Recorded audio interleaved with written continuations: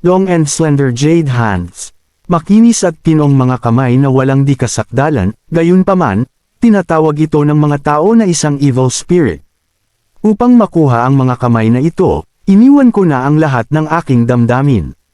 Ginawa ko ito, dahil iyon ang tungkol sa pagiging isang Heavenly Artillery General, Heavenly Artillery General, Guryong Artillery, Demons Martial Arts. Ang tawag ng mga tao sa pamamaraan ng Heavenly Artillery General ay pareho sa Demons Martial Arts. Malamang pinag-uusapan nila ang asul na liwanag ng mata ng demonyo, Salesian Martial Arts, ngunit sa mga ermitanyo sa lupaing ito ang martial art para sa pagpatay, a martial art for killing. Sa lupain ng Goryo, ang martial art ay tungkol sa paghahanap ng pamumuno, kaya naman hindi ito magiging maganda sa kanila, 10 taon na ang nakalipas. Inatake ako ng 30 ermitanyo sa pangunguna ng Honored Master, Dejung Yu, mga bastard na ito. Such a cowardly act. Ano ang ginagawa ninyong lahat sa lupain ito ng Goryo? Masamang espiritu, hindi pa huli ang lahat, kung pareho tayo ng intensyon, iiwan ko sa iyo ang pagpapangalan sa bansang itinatatag namin, ang pagtatatag ng bagong bansa, at ang pagpapangalan nito ay wala sa aking negosyo. Hinding-hindi ko makakalimutan ang ginawa niyong mga hangal. Niloko mo ako sa pagtawag mo sa akin. At kinuha ang pagkakataong iyon para patayin ang aking asawa.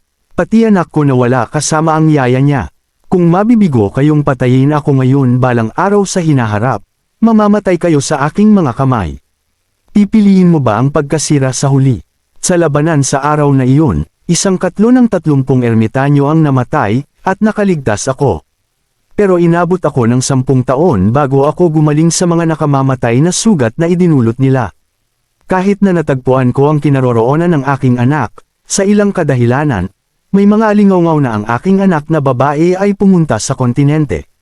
Kaya sinubukan kong hanapin ang aking anak na babae sa kontinente ngunit, kahit naghihilom na ang mga sugat ko, napagtanto ko na wala na akong masyadong oras, konti na lang, kung mayroon lang sana akong mas maraming oras, hanggang dito lang ba, ang natitirang oras ng buhay ko. Wala akong choice kundi bumalik sa Mushan sa lalawigan ng Liaoning. Sa katandaan, may nakita akong bata. Sa'yo, kasing edad mo. Hindi ko na matandaan ang mukha ng anak ko dahil naging malabo na ito sa aking alaala. Manalo man ang masamang espiritu, o manalo tayo, ang laban na ito ang ating huling laban. Hindi ko magagarantiya ang tagumpay nating tatlo, laban sa masamang espiritu. Kung ito na talaga ang huli, sunugin ko kayong lahat. Yung braso ko, Heavenly Artillery General, Heavenly Strike. Kailangan mong sugpuin ang Thunder Chi ng bastard na yan. Kung hindi, mauubos ang iyong enerhiya at dugo. Isa pa, isang atake na lang, the time I have left, Heavenly Spectre Hand. Heavenly Sword, Great Thunder Strike, Supreme Guardian Deity's Palm. Ito na ba ang huli ko, ang natitira ay walang hanggang pagtulog. Wala akong pinagsisisihan, maliban sa isang bagay, Heavenly Artillery General, Heavenly Burst. Anak ko, I'm sorry kung iniwan kitang mag-isa. Sa iyo, nang mawala ang aking anak na babae, ginawa niya ito kasama ang sword guidebook na minana niya sa kanyang ina. Siya ay isang napakatalino na bata. Kung sa anak ko talaga ito, malamang natutunan na niya ito. Kung mahanap mo ang aking anak sa hinaharap, hayaan mo na lang siya kung maayos na ang buhay niya, at kung wala siya sa magandang kalagayan, tulungan mo siya minsan, sapat na yan, oo, Master. Sa iyo, anong sinabi ko sa iyo? Di ba sabi ko wag mong mawala ang ngiti mo? Hindi mo kailangang maging katulad ko, maging sarili mong Heavenly Artillery General. Sa mundong ito, walang magbibigkis sa iyo. Oras mo na simula ngayon, maglakad ng mag-isa. Makalipas ang 1 dekada, Master, naalala mo ba, namatay si Joksan ng ganyan? Si Mo Enuna ay kinuha ng mga Yuan bastards? Kung wala si Master sa oras na iyon, malamang ako, gusto mo bang mabuhay? Kahit na kailangan mong magdusa ng mas masahol pa kaysa sa impyerno. Matagal na panahon na simula nung nakatulog si Master, kamukha mo pa rin yung time na yun Master. Parang, buhay ka pa? Tulong ni Master noon ay masyadong malaki at mataas para isipin ko sa aking maliit na puso ngunit, hindi ko na ikinahihiya ngayon, ako ay iyong alagad, Heavenly Artillery General ika-35 na tagumpay. Pinabati kita sa huling pagkakataon bago ako umalis. Ang pagmamahal na ibinigay sa akin ni Master, paano ko maibabalik? Sa iyo, anong sinabi ko sa iyo? Master, tinanong mo ba ako kung gusto ko pang mabuhay? Kahit na kailangan kong magdusa, mas masahol pa sa impyerno. Namatay ang mahal kong kaibigan, at kinuha ng mga barbaro na iyon ang kanyang kapatid na babae. At ako, wala akong magawa kundi hintayin ang aking kamatayan. Kahit na kailangan kong magdusa ng mas masahol pa kaysa sa impyerno, posible bang mas masahol pa ito kaysa sa pinagdadaanan ko ngayon? Kahit sobrang sakit na nang nararamdaman mo, tamaan, ngumiti ka, anuman ang kalagayan mo. Simula ngayon, ipapasa ko na sa iyo ang lahat, aking alagad, maglakad ng mag-isa. Maglalakad ako mag-isa ngayon, Goryo, Mayohayang Mountain, isang masamang espiritu ang nagising. Lahat, magtipon sa kuweba ng ermitanyo. Tandaan mo ito ang lugar sa kuweba ng mga ermitanyo kung saan tinataka ng 3 ermitanyo ang masamang espiritu na nagdala ng kaguluhan sa mundo. Umiiral ang aming mga monghe sa templo ng Bangma upang bantayan ang muling pagkabuhay ng masamang espiritu. Kailangan nating pigilan ang muling pagkabuhay ng masamang espiritu. Sa laban, ngayon na, it's shaken, yung kuweba ng mga ermitanyo. Imposible, wala na ang bitag na tumakip sa buong templo ng Bangma, anong nangyayari, ang alikabok. Siguro dapat bawasan ko ng kaunti ang kapangyarihan ko, nakakasilaw. Maaliwalas ang langit, siya yun. Ang sumunod kay Hanmubek, ang masamang espiritu at nagpunta sa kuweba ng mga ermitanyo. Matagal na panahon na rin simula nung naramdaman ko ang sakit ng katawan ko. Pero siya ang nagbigay sa akin ng sakit na hinding-hindi mawawala. Sigurado ako, 10 taon na ang nakalilipas sa panahon ng pag-uusig sa mga ermitanyo, yung kumuha ng aking kanang paapati na rin ang buhay ng marami, ang alagad ng masamang espiritu, ha?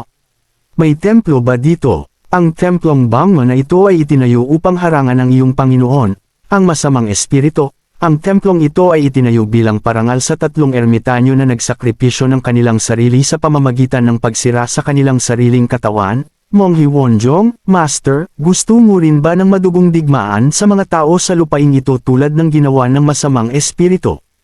Iyon ang landas na pinili ng aking Panginoon, ngunit hindi ko gusto ang digmaan at hindi rin ako interesado dito. Ang alagad ng masamang espiritu ay ayaw ng digmaan. Ang sagot na iyon ay mahirap paniwalaan, ako ay naguguluhan dito, naniwala ka ba sa kanya, Monghe Wonjong? Siya ang alagad ng masamang espiritu.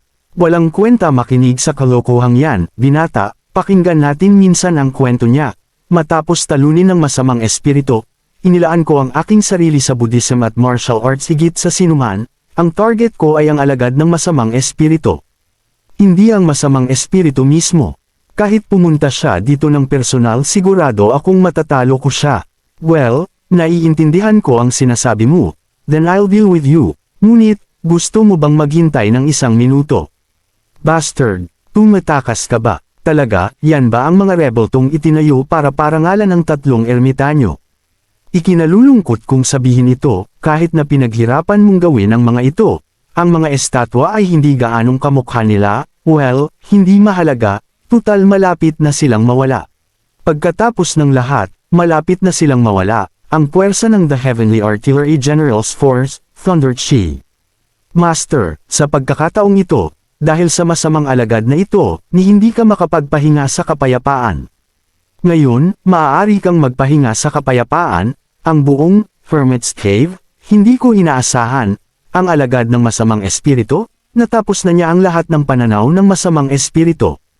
Pinaghintay kita, ngayon, ano ang gagawin natin? Gusto mo bang atakihin ako isa-isa? O sama-sama mo akong sasalakayin? Wala itong pinagkaiba sa akin, para magawa mo ang gusto mo. Sinabi mo na ayaw mo ng digmaan, kung hahayaan ka lang namin, anong gagawin mo? Well, kung gagawin mo yon, ito ay mabawasan ng ilang istorbo para sa akin, kaya magpapasalamat ako para dyan. Istorbo? Maaaring ganyan para sa iyo.